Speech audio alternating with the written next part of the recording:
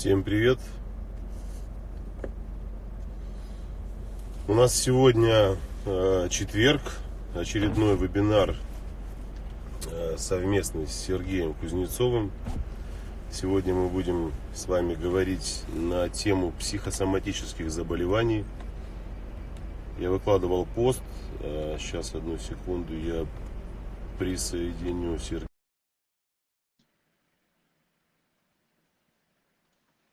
Чтобы мы были вдвоем в этой трансляции.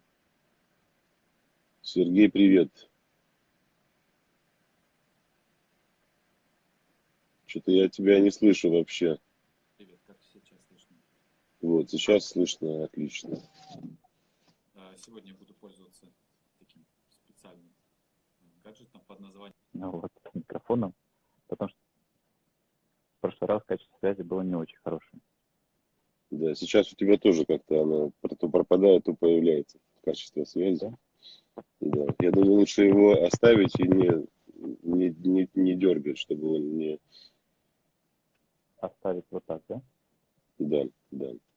Так, Что у нас слышно сегодня, хорошо? да, очередной вебинар на тему психосоматических заболеваний. Я выкладывал опрос. Девушки проголосовали за заболевания желудочно-кишечного тракта, кишечник, желудок и все, что с ним связано.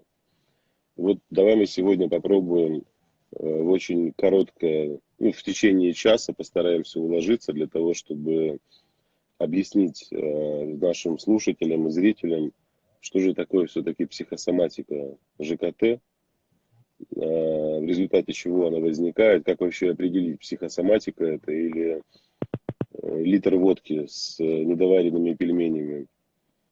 Вот, поэтому давай сегодня будем говорить об этом. Пока Ты с чего предлагаешь начать? Я сегодня предлагаю начать с того, вообще, какие существуют признаки психосоматики, да, для того, чтобы не перепутать, да, не ошибиться.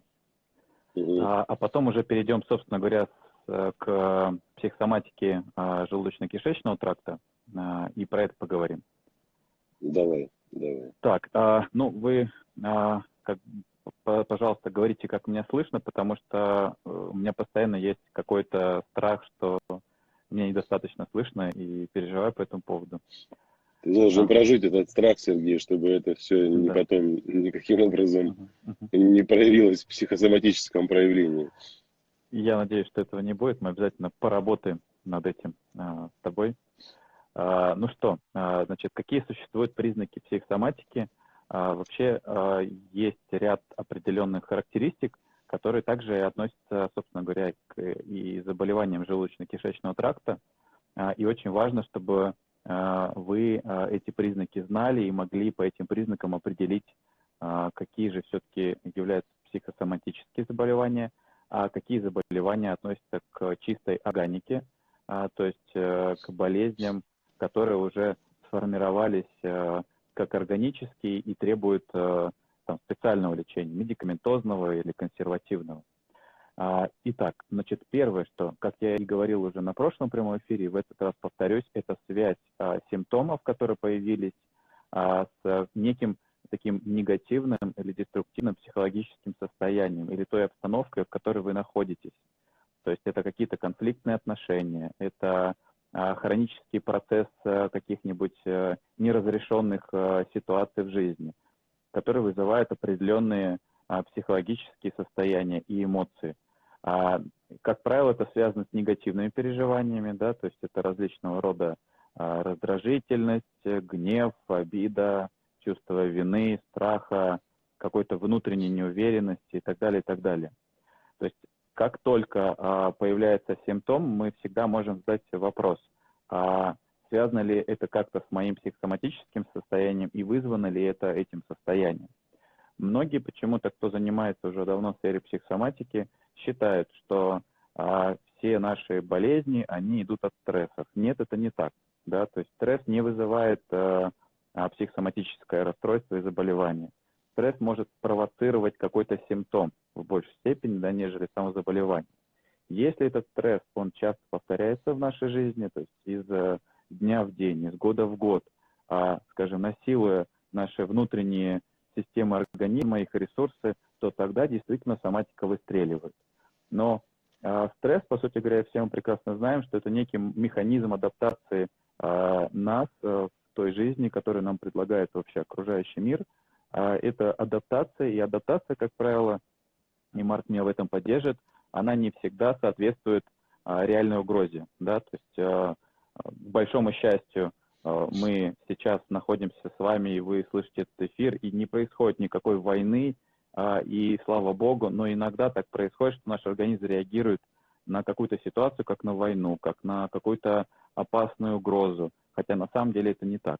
Так вот, эти разрушающие факторы организма, они иногда идут против нас и против нашего тела, и против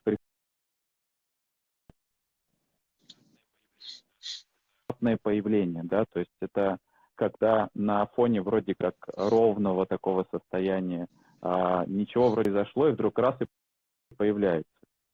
Это связано с тем, что мы недостаточно осознаем себя, свои чувства, свои эмоции, свое тело. К сожалению, мы живем по принципу голова отдельно, тело отдельно. То есть мы часто думаем головой, думаем о том, что было, что будет, что происходило, как себя правильно вести. Мы все время думаем, но внутри нас есть некие эмоции, некие чувства, которые, собственно говоря, и провоцируют эти состояния, симптомы. Если они вытеснены или избегаемы нами, тогда действительно это часто приводит к психосоматике. Также очень важно отметить, что люди с психосоматикой очень часто обращаются к специалистам различного профиля. То есть, не знаю, у меня есть такие пациенты, которые приходят на прием и говорят, вот я там был у терапевта, был там у кардиолога, был у невролога, куча назначенного лечения, терапии, ничего не помогает, да, там симптоматически там что-то уходит, там боль уходит, но потом снова появляется или проявляется в новом каком-то заболевании. И люди незаметно для себя самого становятся такими ипохондриками, да, то есть начинают бояться, переживать за собственную жизнь, начинают выдумывать какое-то страшное себе заболевание, какое-то опасное, да, то есть там испытывают страх перед смертью, боятся умереть, потому что в этой теме мы чаще всего незащищенные, да, то есть страх смерти, страх неизвестности, и запускает вот этот клубок, такой нескончаемый внутренний клубок этого страха и опасения, то есть есть некая неизвестность, которую мы боимся, она запускает этот страх, страх запускает вегетативную нервную систему, вот тебе опять давление, вот тебе пульс высокий, вот тебе психосоматика, то есть порочный круг. Снова и снова запускает сам себя уже, по сути говоря. И все начинается с простых, не знаю, приходов к врачам, поисках диагнозов, да, и так далее, и так далее.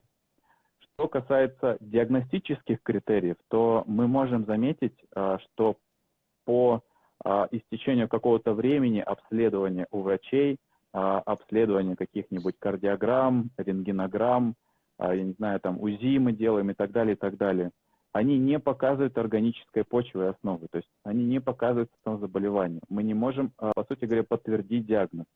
И очень часто врачи в этом смысле бессильны в терапии психосоматики, потому что смотрят на психосоматические заболевания с одной такой очень узкой позиции, со своей стороны, но не видят проблему системно, то есть не видят организм как целостное что-то, да, чтобы найти причину.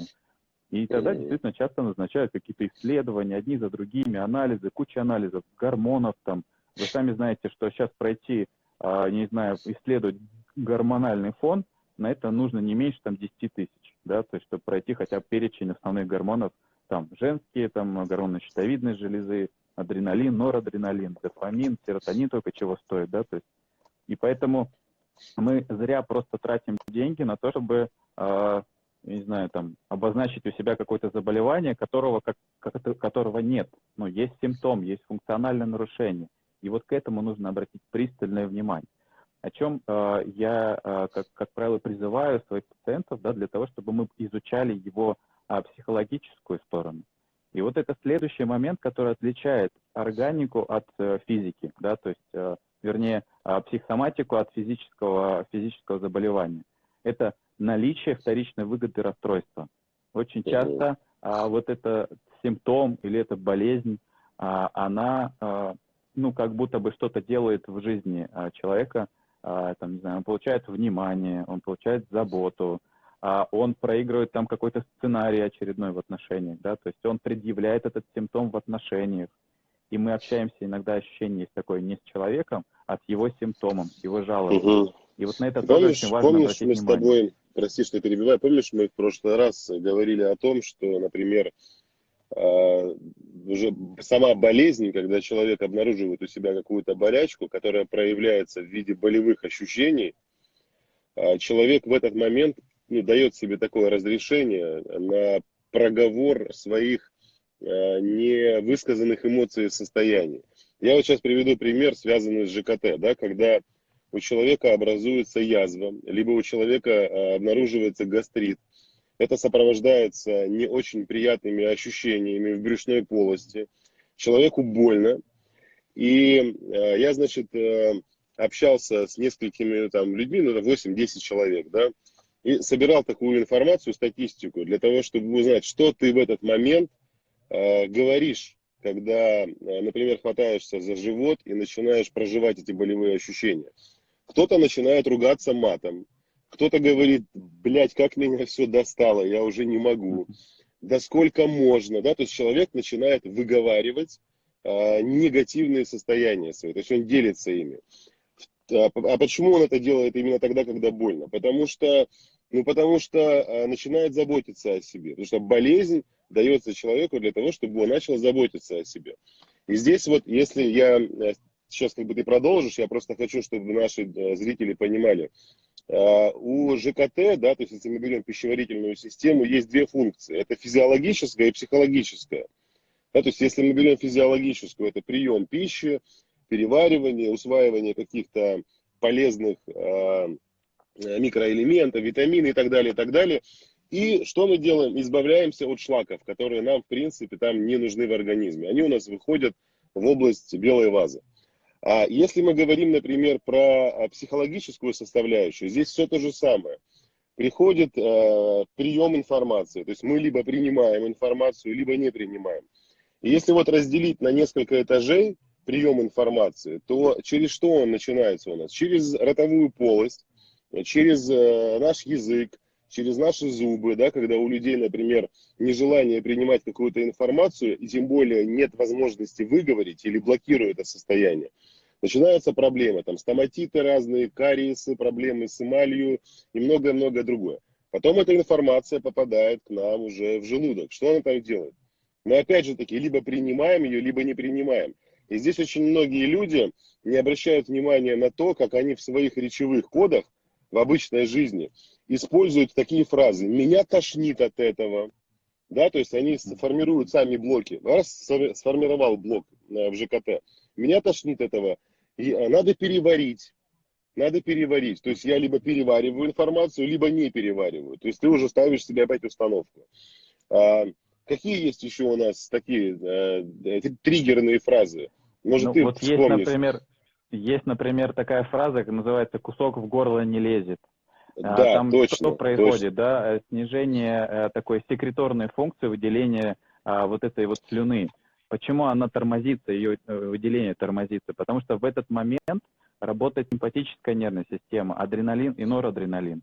То есть они по сути тормозят выработку вот этой слюны, и Угу, получается сухость в горле, и некоторые, ну, то есть есть такие фразы, там, кусок в горло не лезет, да, там, или невозможно проглотить это, да, там, и так далее. То есть это говорится о том, что человек не готов в этот момент, ну, что-то вот это вот употреблять, есть, ну, даже в отношениях, да, то есть если угу. человек испытывает стресс, страх, он говорит, ну, я так себя плохо чувствую, что мне кусок горла не идет, да, вот это вот и есть тоже такая Ну фраза. да. А потом что А вот начинается? это, Потом у нас начинается период переваривания пищи. Да? То есть пища переваривается. Если ты информационно, психологически готов принять эту информацию, то, естественно, процесс пищеварения происходит в своем темпе, в абсолютно нормальном, здоровом режиме. Если же ты не готов переварить информацию, здесь уже организм может дать сбой. Начнется у тебя либо жидкий стул, диарея, желание избавиться нахрен от всего Мгм. побыстрее, для того, чтобы меня больше ничего не беспокоило.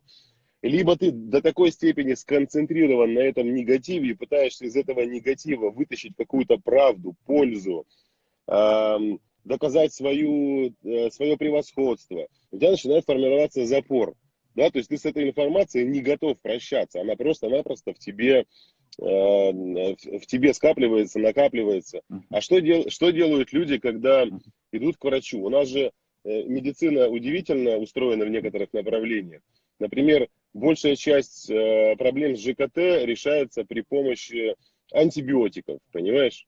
То есть убить всю среду живую для того, чтобы потом поспособствовать тому, чтобы там кишечная флора начала в таком обновленном состоянии заново себя восстанавливать и человеку помочь. И вроде бы да, на самом деле есть такой результат, появляются улучшения, но эти улучшения временные. По какой причине? Я сейчас покажу. У меня здесь есть два человечка, один большой, один маленький. Один маленький. Вот смотрите, на маленьком человечке покажу.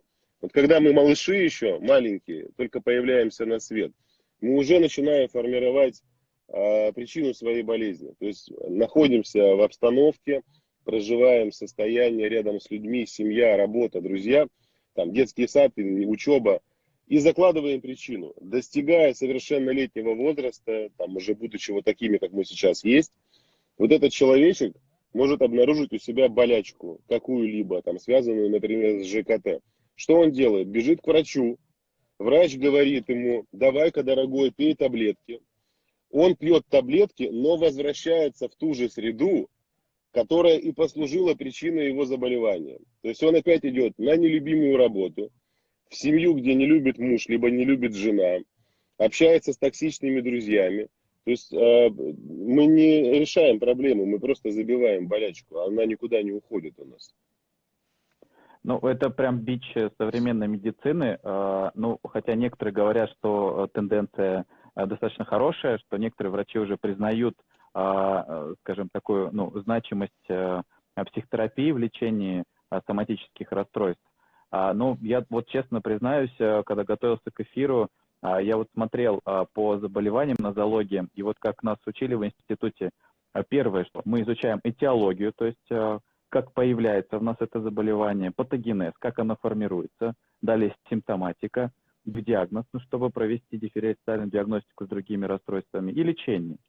Но вот я сегодня посмотрел ради интереса этиологию, думаю, о чем сейчас пишет современная медицина и как эта современная медицина видит появление этих заболеваний. Так вот, это, ну, очень любопытный факт, но практически все, ну, то есть 99%, наверное, я увидел, ну, в том, что причины появления это обычно генетические, иммунные, я не знаю, физиологические какие-то факторы. И вот нейрогенные, то есть психологические, они на последнем месте всегда стоят, а некоторые их даже не указывают. Так вот, в болезнях, например, желудочно-кишечного тракта, до сих пор почему-то врачи считают, что играет роль генетический фактор и хеликобактер пилори, да, то есть это та самая бактерия, которая вызывает вот это заболевание слизистой желудка. Ну вот хеликобактер пилори, за нее получили даже Нобелевскую премию, да, а при этом, самое что удивительное, хеликобактер пилори, когда, я забыл, как этого ученого, который ее вывел, его начали гнобить в Америке, задавили его по одной простой причине, что посчитали, что его реально начались изменения. И лечил ЖКТ, а у людей начал проходить сахарный диабет, у людей уходили проблемы с опорно-двигательной системой. И врачи этого испугались. Прошло какое-то время, появился какой-то новый перец, более молодой и шустрый, и получил за это Нобелевскую премию. И у меня где-то даже есть в записях, я эту историю читал несколько лет назад, очень интересная тема. Так чем ее убивают? Антибиотиками. Да, антибиотиками именно. гасят, да. Или Она же присутствует, да, она же присутствует в теле абсолютно любого человека, да, понимаешь? Да, То есть у тебя, у меня, ну, в разных пропорциях, да, там, в разном количестве. И откуда мы можем знать, на основании чего пошло размножение или активная стадия, ну так скажем, перемещения этих бактерий по организму и их агрессивное воздействие на человека. Тоже непредсказуемо все, абсолютно.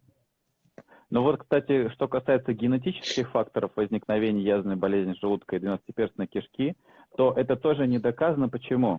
Вот если поместить человека, например, в другую семью, а такие случаи были, то есть ребенок из семьи, в которых там мама, папа страдали язвенной болезнью, там в какой-то момент попадал в другую семью, то есть воспитывался в другой семье. Так вот у него не появлялась язвенная болезнь желудка. И вот я думаю, что это не связано с генетическими факторами, и чаще всего это, собственно говоря, сами аутоиммунные такие, то есть аутоагрессивные факторы, то есть собственные.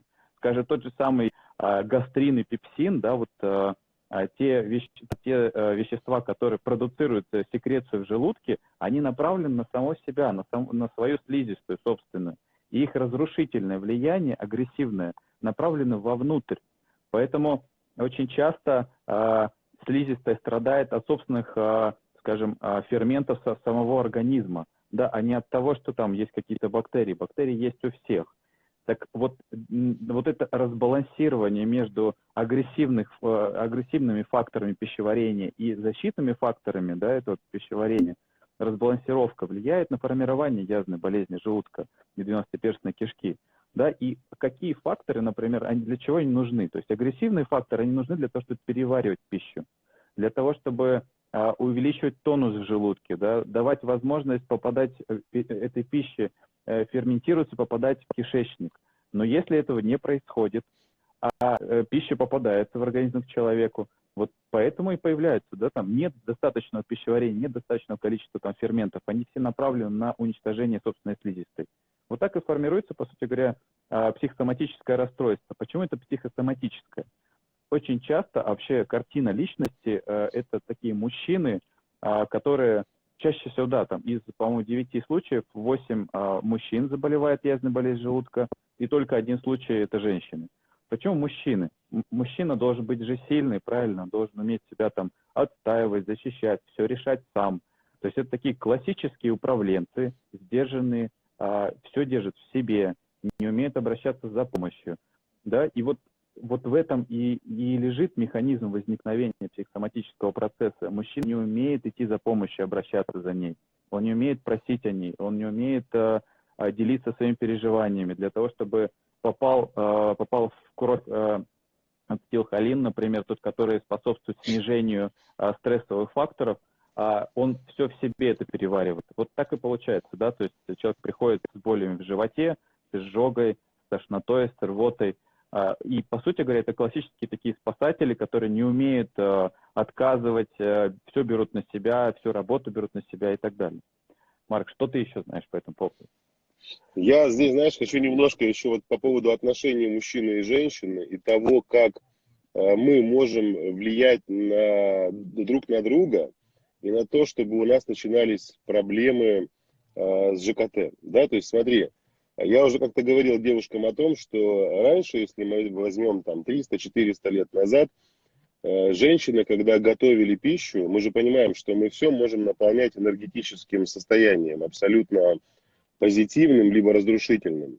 Женщины раньше, когда готовили еду, они молились, наговаривали на эту еду, нашептывали что-то хорошее, чтобы у мужчины были силы, чтобы эта еда принесла пользу, напитала организм, чтобы мужчина был там достигатором, добивался своих результатов, чтобы у меня развивалась женственность, там приумножалась моя красота. Сейчас что происходит? Очень часто, да не очень часто, практически через одну квартиру зайди и спроси у женщины, ты с каким настроением стоишь на кухне? Ну, преобладающее большинство относится к приготовлению еды как к рутине, потому что, ну, как-то, знаешь, уже надоело все. Работа, дом, дети, это готовка, от этих кастрюль уже вот такие глаза. То есть еще, и так у нас эта обстановка может быть нездоровой в отношениях, представляешь? А тут то, что должно попасть к тебе в организм, в твой желудок, переработаться, уже заведомо наполняется какой-то деструктивной информацией. Мужчины каким образом могут это делать?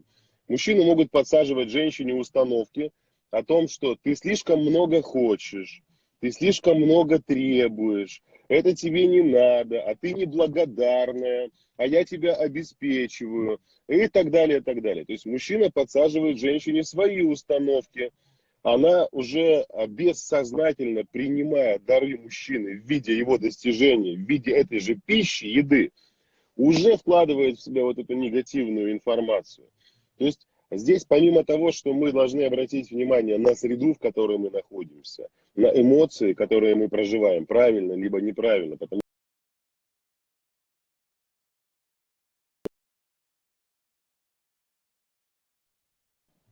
что также нужно говорить и о том, чем мы наполняем продукты, которые мы в себя вкладываем, да, которые мы потребляем в пищу. А по поводу жадности, как жадность тоже у нас формирует различные заболевания ЖКТ. Это когда ты идешь в магазин, видишь там дорогую колбасу, ты очень хочешь, но понимаешь, что она дорогая, и покупаешь ее, скрипя зубами, да, как будто бы я недостоин, либо недостойна. То есть вот это очень классное, кстати, такое упражнение, когда ты заходишь в магазин, поймать свое желание и свое состояние внутри. То есть я хочу вот этот кусок сыра. Слушай, он там 100 грамм стоит 1500. Я не буду себе его брать. Нет, возьму. И ты вроде бы купил этот кусок сыра. И сидит и не знает его, как его засунуть в рот, как его переживать, как он там будет перевариваться. То есть мы еще до самого процесса включения нашего организма уже начинаем формировать в себе и вокруг себя определенные состояния, которые нас могут разрушать очень сильно. Но вот это сейчас ты рассказываешь о симптоматике и происхождении комка в горле или вот этого спазма в горле, да, то есть там есть разные отделы.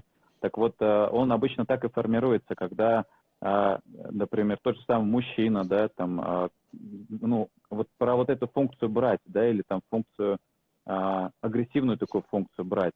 И вот чаще всего мужчины, например, которые в себе не уверены или боятся, да, там, о чем-то просить, да, вот они, с одной стороны, могут это себе позволить сделать, а с другой стороны, испытывают к этому чувство вины.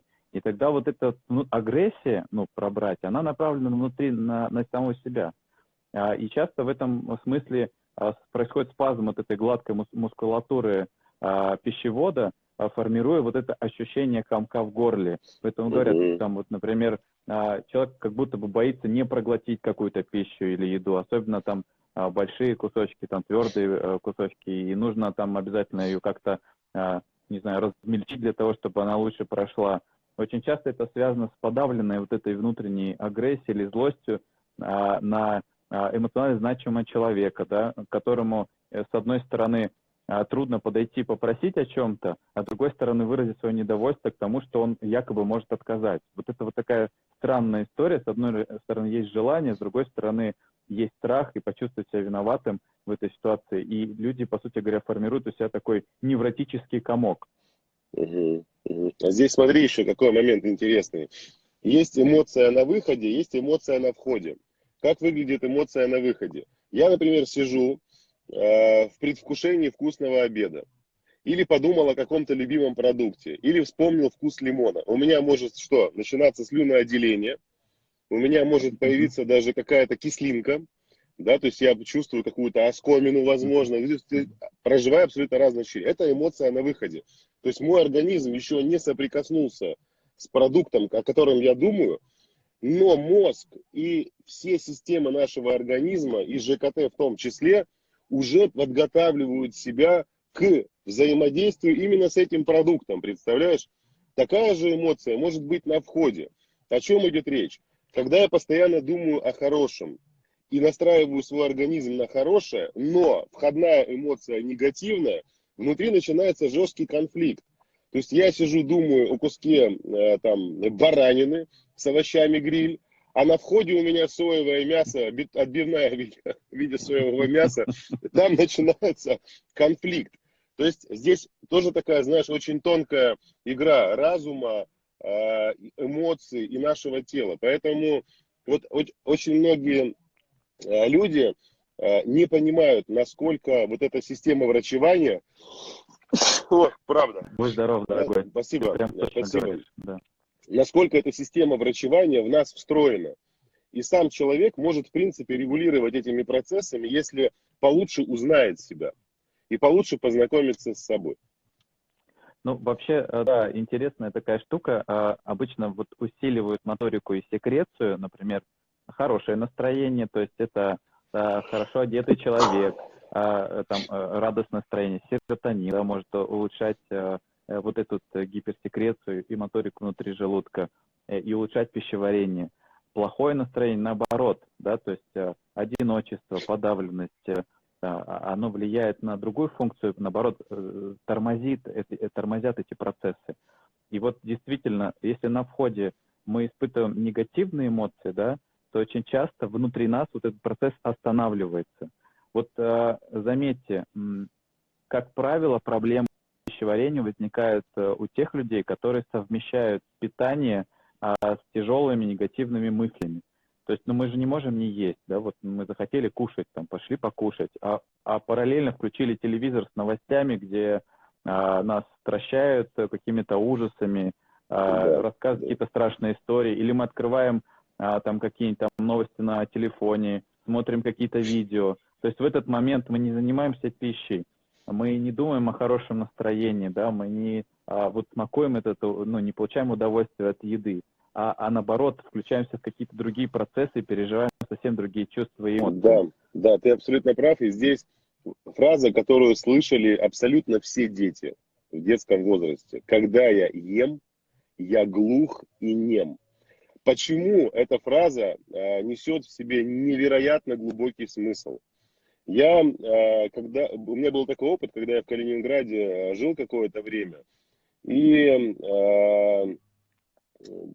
несколько месяцев там преподавал на кафедре журналистики, и мы эту фразу очень подробно разбирали со студентами. Когда я ем, я глух и нем. О чем идет речь? Вот все, о чем ты сейчас сказал. Человек ест, и если ты в этот момент смотришь программу Андрея Малахова, где сосед отрубил топором руки соседке, если ты смотришь какой-то идиотский фильм, где транслируется насилие, где транслируется негатив, то это все вместе с пищей попадает в твой организм. Поэтому, когда мы едим и не произносим бранные слова, когда мы не произносим негативные, не транслируем негативные состояния и не впускаем в себя, мы позволяем своему организму, взаимодействуя с пищей, получать от нее все самое хорошее. Поэтому здесь это такое золотое правило для абсолютно любой семьи. То есть, когда вы садитесь за стол напротив своего мужчины, напротив своей женщины, старайтесь обсуждать все то, что наполняет ваше состояние здесь и сейчас. То есть можно говорить о еде. Тебе нравится на вкус? Да, очень вкусно. А тебе? И мне очень вкусно. Ой, посмотри, какая красивая помидорка. Ой, какой красивый огурчик. Может происходить обмен какими-то нежностями. То есть мы наполняем пространство, которым питается наш организм. Поэтому вот эту фразу, когда я ем, я глух и нем, нужно запомнить навсегда. Только ее нужно интерпретировать совершенно иначе. Когда я ем, я глух и нем, это не потому, что не нужно болтать и сидеть молчать. И не подслушивать, что другие говорят. Это значит оградить себя от негативной информации и негативную информацию не транслировать во Вселенную. Ну, видишь, ты говоришь о том, что питание ради питания, да, и это все правильно. И когда мы к еде относимся как способу, скажем, получения энергии, возможности нашему организму как-то, ну, жить и получать питательные вещества, это нормально. Но, к сожалению, мы, вот, наверное, к большому сожалению, мы к пище относимся несколько иначе, да, то есть мы через прием пищи, по сути говоря, переносим все наши эмоции. Прием пищи для нас становится каким-то моментом подавления каких-то неприятных эмоций, желанием что-то заесть, там, запить. Вместе с эмоциями, с какими-то негативными, проваливается какая-то пища, которая нам может не нравиться. То есть действительно для ребенка питание, особенно в первые годы, это был способ контакта с миром, да, взаимодействия с мамой. И мама, которая давала возможность ребенку питаться, по сути говоря, передавала через вот этот такой образ, вернее, через вот этот проект, передавала свою любовь и внимание к ребенку, и заботу. И в дальнейшем наш организм помнил эту информацию, да, и мы теперь воспринимаем еду не просто как еду, как поесть, а как возможность вот получить вот это вот питание, как получить эту заботу. И если на душе у нас не серотонин, там, а кортизол, гормон стресса, да, какие-то неприятные эмоции, то тогда действительно питание мы рассматриваем с позиции такого спасательного круга. И, кстати, не всегда, и не факт, что наш организм готов к этой переработке, к этому перевариванию. Вот так бывает, что в детстве мы получаем какие-то негативные установки от родителей. И очень часто это похоже на какой-то непереваренный кусок, который мы проглотили и до сих пор никак не можем переварить. И вот это очень похоже и переносится на то, как мы перевариваем ту еду, которую поглощаем, с какими чувствами. Не обязательно смотреть что-то, да, там перед собой, там видео или еще что-то. Мы можем, с какими мыслями мы входим в этот процесс, да, то, о чем говорит Марк. Если мы с негативным суждением, воспоминаниями думаем о работе сейчас, где начальник дал мне всего лишь 15 минут на поесть. Особенно очень часто язва развивается у трудоголиков, у людей, которые сверхурочно работают и не могут отказать. И они заняты не своим телом, не заботой о нем, а заняты тем, как бы начальник не отверг, да, не уволил, или заняты о том, чтобы там не бросил партнер, да, там какой-то. Часто это связано и с сексуальными неудовлетворенностями, да. Питание и сексуальность, они тоже очень близко, рядом друг к другу идут. И здесь могут быть часто нарушения сексуального характера. Угу. Да, я с тобой согласен. Может быть, нам нужно дать какие-то рекомендации, такая профилактика, да, для того, чтобы и девушки, и мужчины, которые смотрят этот эфир, понимали, каким образом им действовать, чтобы снизить риски формирования тех или иных заболеваний ЖКТ. Хочется, конечно, уделить большое внимание такому процессу, как осознанность, как саморефлексия. Действительно, истоками всех этих расстройств, заболеваний являются детские какие-то истории, да, дисфункциональные семьи и отношения. Например, эмоционально холодная мама в детстве у ребенка вызывала чувство страха потери этого объекта и, с другой стороны, агрессии. Вот вам конфликт. Да? Вот на фоне этого конфликта возникают очень многие соматические расстройства, в том числе и желудочно-кишечного тракта. И вот эти все эмоции агрессивности, они подавляются нами, да? Мы их вытесняем, мы этого не осознаем. И часто вместе с этим мы не осознаем собственное тело и его потребности. И не всегда мы понимаем, когда мы хотим есть, а когда нет. Но мы почему-то думаем, что хотим, но не факт, что мы этого хотим действительно.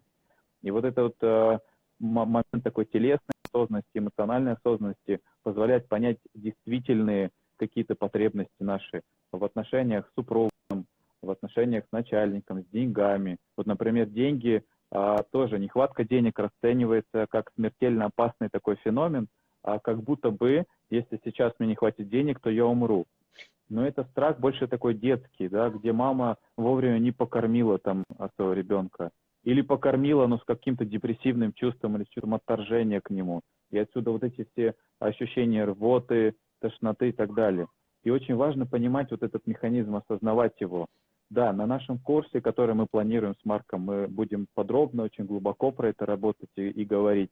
Но вот что касается сегодняшнего момента, есть такие методики на телесное осознавание и на осознавание собственных чувств и эмоций.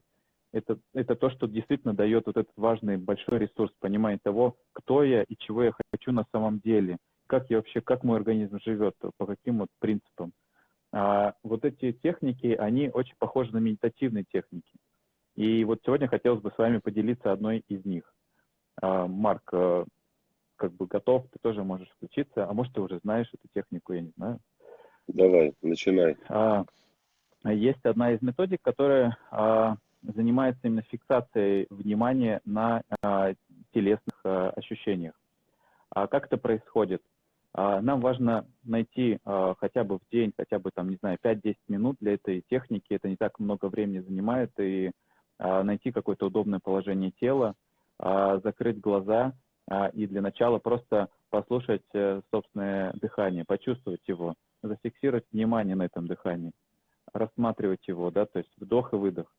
И наблюдая за этим дыханием, вы начнете фиксировать свое внимание сначала на стопах, которые стоят на полу, и просто наблюдать за этим процессом, то, как они стоят. Вроде казалось бы, вот я тут сижу на стуле, говорю с вами, вот мои ноги стоят на полу, ничего особенного не происходит. Но ведь если я обращу внимание на это и зафиксирую на это внимание, при этом продолжая также дышать спокойно и легко, я могу почувствовать ощущение вот этого контакта с полом. И эти ощущения в разных ногах могут отличаться. Да, возможно, появится какое-то приятное чувство тяжести или онемение в какой-то части. Может быть, где-то появится ощущение холода и захочется ногу поставить на теплое место или одеть теплый носок. То есть ощущения могут меняться. И вот вы таким образом, поднимая свой взор, свое внимание снизу вверх, да, от пяток ног и до макушки головы, касаясь каждой части своего тела, заботливо, внимательно, старайтесь просто за этими процессами наблюдать. Дайте каждой части тела свое внимание хотя бы на 1-2 минуты. И поверьте, эффект не заставит себя долго ждать. Вы начнете в этих частях тела ощущать новые какие-то ощущения, как будто бы в этих частях тела есть какая-то своя жизнь. Да? И вот это внимание позволяет нам более внимательнее быть к себе самому, к своим эмоциям. Кстати, насчет эмоций. Все наши эмоции и чувства с вами живут не в голове, а в теле. Именно в теле. В руках, в ногах, в теле, в груди, в животе, там, внизу живота очень много чувств живет, да, там, в горле, возможно, но не в голове. Поверьте, в голове живут мысли. И мы думаем головой, а чувствуем телом. Ну вот здесь смотри, живот от слова жизнь, правильно? Да, все От верно. слова жизнь. Поэтому раньше же говорили там живот или жизнь. Понимаешь, там, давай. Да, Там, да. потом Живота не своего жалей, там в да, молитвах. Да, да, не жалея живота, да, то есть да, не жалея жизни своей. Почему? Потому что здесь концентрируются достаточно значимые и энергетические узлы, и все те процессы, которые дают нам возможность жить. А по поводу еще такого, знаешь, такой рекомендации, я думаю, что будет очень правильно девушкам и мужчинам тоже все-таки настроить свой организм и свою психику на взаимодействие, да, то есть свое сознание и организм. Вот мы заходим в магазин, и девушки заходят в магазин, проходят мимо прилавка с какими-то пирожными, проходят мимо прилавка там, с какими-то вкусными конфетами. Они себе запрещают, им хочется взять это и съесть. Они себе запрещают, ставят запрет на удовольствие, на наслаждение и подходят к прилавку с морковкой и сельдереем. Понимаешь? То есть приходят домой и сидят, жуют эту морковку. А сами-то о чем думают? Сами думают о том, с каким бы они удовольствием сейчас съели там одну конфетку сладкую, например, с чаем или выпили чашечку кофе. Здесь очень важно понимать, что да, не нужно впадать в крайние состояния. Вот эти полярные состояния очень часто у женщин и у мужчин проявляются. Я не ем ничего вредного, вот, питаюсь только одними овощами. Либо, если срываюсь, начинаю ужираться жирным мясом там, и пиццами, и фастфудом. То здесь должна такая быть золотая середина. Услышали, прислушались к своему организму, взяли, пусть это будет одна конфетка. Но вот как ты сейчас сказал, мы пропускаем через себя, да, через дыхание, чувствуем свое тело, опора стоп на полу, живот, грудь, руки, ноги и все остальное. Также и здесь мы берем одну конфету и не съедаем ее на автомате, потому что мы же в основном-то и едим на автомате. Ом-ном-ном-ном, запили и пошли. Да. Попробуйте эту конфету есть так, как будто бы вам нужно откусить от нее там 33 кусочка. Да, вот ты откусила кусочек и наслаждаешься процессом. Почему это важно? Ведь процесс насыщения теми же кондитерскими изделиями, он не происходит от количества съеденного, а от ощущений и сигналов, которые получает наш мозг. В любом случае эта конфета повысит уровень сахара. В любом случае она повлияет на мозг, как опиат, наркотик самый настоящий. В любом случае там и эндорфины, и дофамин, и серотонин.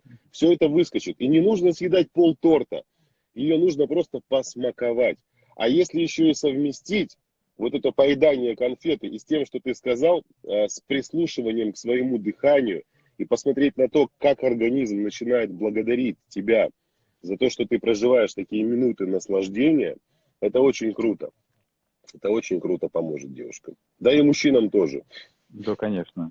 А вот, кстати, Антонио Менегетти писал в своих источниках, что на самом деле нервус вагус, который занимается вот этим процессом пищеварения, он имеет вообще свой мозг даже, то есть это прям отдельная нервная система, как будто бы, как если бы мы, не знаю, придя в магазин, вместо конфеты выбирая морковку, как если бы мы обломали этот мозг, этот организм, эту нервную систему и сказали, как наш этот строгий внутренний родитель, да, такой, который, так, все, нет, ешь морковку, и все, и чего тогда? Действительно, вот эта нервная система, которая и спонсирует все процессы пищеварения, она обижается на нас, правда, я вам серьезно говорю, и эта обида направлена на нас самих. Это ответ на то, как мы относимся к пище и к мыслям, которые мы в себе наблюдаем во время питания. Да. Смотри, еще очень интересный момент задействования вкусовых рецепторов в употреблении пищи. Нас же с детства учили, там, не чавкай, там, не открывай рот, когда ешь. То есть, и в принципе, раздражение самого вкусового рецептора не доходит до самой активной фазы, до самого активного состояния, когда бы он смог передать информацию мозгу, насколько это вкусно и круто. Да, то есть я приведу такие элементарные примеры. Сидит девушка и ест, и у нее, знаешь, там рот скукожен, как у курочки попка, блин. И она вот так вот. То есть тебе вкусно? Угу. Невкусно. Там, вот если обратите внимание, как едят многие люди, то есть какой-то страх получить удовольствие от еды. Почему маленькие дети, обратите внимание, почему маленькие дети, когда едят, они чавкают? Понятно, что у них еще остался сосательный рефлекс. Да, это естественно. Но ребенок настолько чист, настолько искренен в своем желании получать удовольствие и наслаждение от жизни, то есть он честен с собой, что он не боится есть с таким призвуком, понимаешь? Это тоже как такое домашнее задание для девушек. Понятно, что не нужно сейчас заходить в кафе, в ресторан, заказывать себе там торт и чавкать на весь ресторан сидеть. Ну, там люди как-то будут смотреть, хотя мне вообще по барабану. Знаешь, там, если б я или моя любимая женщина сидит, ест, как она ест, да, пожалуйста, мне вообще, кто вы такие? А если стесняетесь там в общественном месте, дома, попробуйте, это упражнение, в прямом смысле упражнение, это не эксперимент, а упражнение. Берете продукт, который вы очень сильно любите, и едите его так, как вы никогда его не ели. То есть чавкая, прям с такими призвуками. Вы посмотрите, насколько по-другому вашим организмом и в первую очередь мозгом будет восприниматься вкус того, что вы едите. Насколько более активно будет насыщение организма. И как организм будет благодарить вас. Ты же понимаешь, когда человек открывает рот, еле-еле кровообращение не так сильно, блин, меня уже язык заплетается, кровообращение не такое сильное, от этого кайфа не испытываешь особенного. А когда начнешь вот, втыкать, как волчара, знаешь, тогда у тебя прям в все точку, здорово. потому что вот у таких людей очень часто развиваются всевозможные заболевания желудочно-кишечного тракта, и язвенные колиты, и язвенная болезнь желудка, в том числе 12-перстной кишки. Почему? Все очень просто. Еда попадает в желудок, а желудок не работает. Почему так происходит? Объясню. Вот то, о чем сейчас Марк говорил. Вот есть рецепторы, которые реагируют на пищу, да? Вкусовые, там, обонятельные, там, да, вот эти все рецепторы, они подают сигнал в определенные центры головного мозга, да, то есть, которые дают в свою очередь сигнал на такую важную часть, которая отвечает за процесс пищеварения. Это та часть, высший корковый центр его еще называют.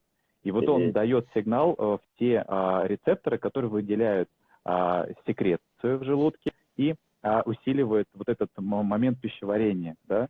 А если этого, ну, как бы нет этого сигнала, ну, физически мы кушаем, а желудок не работает, он не дает, ну, то есть довольно достаточного ответа на еду, на пищу, которая попадает в желудок. Вот и привет, вот вам и язва. Вот поэтому, да, это классика жанра. Ну, как бы делайте это с удовольствием. Ничего страшного нет. Там, чавкайте, не чавкайте, прикольно. Ну, это правда классно, мило. Не знаю, у меня тоже не вызывает отвращения люди, которые чавкают. Но им классно же в этом, они получают удовольствие. Как раз люди, которые чавкают, они никогда не отвлекаются на какие-то другие темы. Это правда. Конечно, да. Поэтому здесь, вот ты сейчас сказал по поводу того, что меня никогда не раздражают люди, которые чавкают. Почему раздражение происходит? Я вижу перед собой человека, который кайфует, понимаешь? Ну давай вот так, если честно, это бессознательное состояние. То есть кто-то умеет наслаждаться, кто-то умеет получать удовольствие от жизни, а я не умею. Только человек этого не признает. Это вот особенно рекомендация девушкам, которые раздражаются тем, что их мужчина кушает и чавкает. Вы посмотрите на этот процесс не с точки зрения его там невоспитанности, неряшливости какой-то, что он какой-то, ну, что его не научили в детстве, а с позиции того, что он наслаждается, он кайфует, ему нравится это причмокивание. Ну сядь с ним рядом, почавкай. Стесняешься с ним, возьми свой бутерброд с докторской колбасой. Иди в соседнюю комнату, там поешь. Вот у меня есть друг, не буду называть его имя. Слушай, ну когда он начинают есть все вокруг. Потому что он это делает с таким смаком, неважно, что это. Мало того, он еще вслух проговаривает. Он вот сделает глоток кофе. Как бодрит, обволакивает десна, какая яркая гамма вкусов, понимаешь? Он транслирует это. А мы хотим быть здоровыми, хотим, чтобы у нас желудочно-кишечный тракт нас не беспокоил, чтобы у нас все было в порядке там с полостью рта, потому что язык же, он тоже относится к ЖКТ, понимаешь? И это же основной приемник наш. Ну, слушайте, давайте будем кайфовать хотя бы от этого. Ладно, вы уже не кайфуете от отношений с мужчиной, допустим, да, там есть какие-то недовольства. Но хотя бы в этом, наедине с собой, в употреблении пищи, почавкали, поели, понаслаждались, помедитировали, прожили эмоции. Потом с душой и прекрасным настроением пошли, избавились от излишек, понимаешь, которые у нас наполняют наш организм. То есть очень многие люди, да, вот эта вот привычка на горшке там сидеть, читать что-то, они читают, там в телефоне сидят, там книга, журнал, газета. Здесь нужно заходить в туалет с установкой: я иду избавляться от того, что не несет пользу моему организму. В моем испражнении, мы сейчас говорим на серьезные темы с юмором, на самом деле девушки вам пишут смайлики и хихикают. Но чтобы вы понимали, в этом очень глубокий психологический смысл.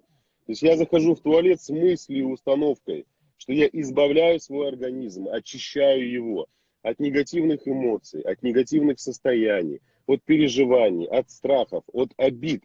И тогда этот процесс будет эффективен.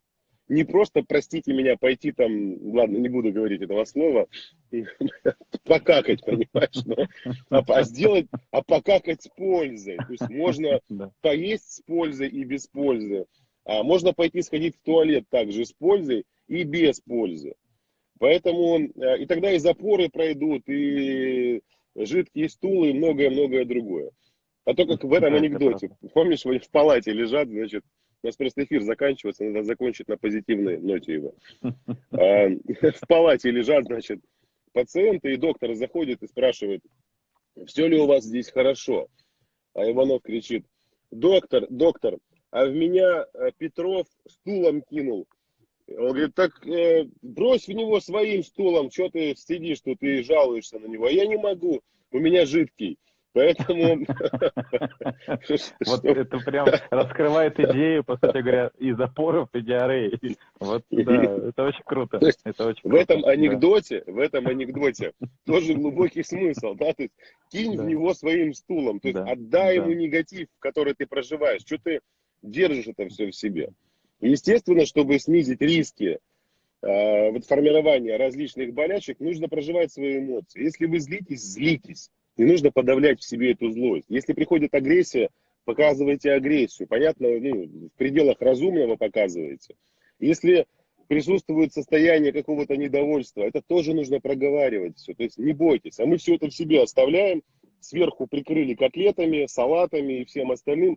и началось пищеварение. То есть, если вы думаете, что поев мясо, овощи, там перевариваются мясо и овощи, вы ошибаетесь. Там перевариваются мясо, овощи, эмоции, чувства, обиды, страхи, злость.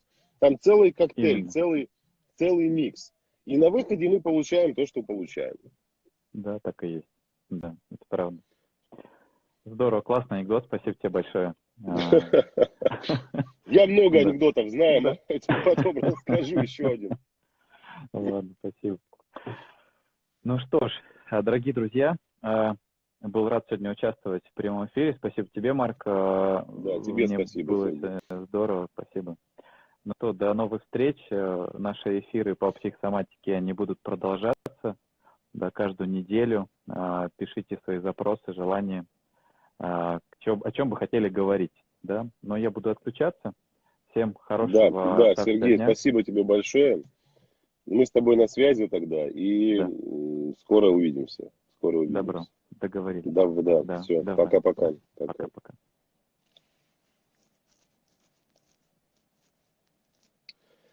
Ну что, у нас эфир подходит к концу. В следующий раз, может быть, поговорим, ну, не может быть, а поговорим на другую тему. Затронем другие психосоматические заболевания. Девушки, которые сегодня будут присутствовать на нашем трехдневном курсе, который сегодня у нас стартует в 19:00 по московскому времени, пожалуйста, готовьтесь, возьмите с собой, приготовьте записные книжки, либо тетради рабочие, ручку, карандаш, там, цветные карандаши, потому что придется нам и рисовать, и чертить, и так далее. Для тех девушек, которые еще не с нами, еще не присоединились к нашему трехдневному курсу, напоминаю, что сегодня он у нас стартует, курс «Управляй своей жизнью». И он продлится ровно 3 дня. Сегодня, завтра и послезавтра. Сегодня и завтра в 19:00, в субботу 15:00 по московскому времени. 15:00. Вот. Сейчас для тех, у кого есть желание присоединиться к нам по скидочной стоимости, то есть стоимость у нас вместо 9900 рублей всего 1290 рублей, поэтому присоединяйтесь. Ссылка находится у нас в описании. То есть на моей страничке Марк Бартон, ниже есть ссылочка. Либо зайдите ко мне в сторис и можете свайпнуть вверх. Так, Марк, информация пересекается с курсом основным, который идет с 25 числа. Там есть похожие, ну, есть пересекающиеся практики, но они рассматриваются совершенно в ином направлении. Совершенно в ином направлении. Поэтому точно таких же упражнений не будет, как на курсе «Я женщина». Вот, поэтому, что я могу сказать? Сергей очень профессионально, очень коротко, емко объяснил вам, каким образом формируется болезнь, симптом и так далее, и так далее. И здесь, конечно, эту тему можно очень долго разбирать, особенно если мы говорим про какие-то индивидуальные случаи, то необходимо потратить не 1 час времени для того, чтобы выявить первопричину и понять, что является таким триггером в проявлении того или иного заболевания. Но для того, чтобы вы понимали, в общем, абсолютно любая эмоция, которую мы проживаем правильно либо неправильно, может разрушать наш организм. Вот как-то так. Поэтому с вами прощаюсь. Не знаю, может быть, еще выйду в эфир сегодня, а может быть и не выйду. Завтра выйду точно, поэтому всем вам всего хорошего. Берегите себя и до скорых встреч. Ну а с девушками, которые сегодня будут принимать участие в курсе «Я управляю своей жизнью», мы встретимся в 19:00, буквально через 3 часа. Всем пока-пока.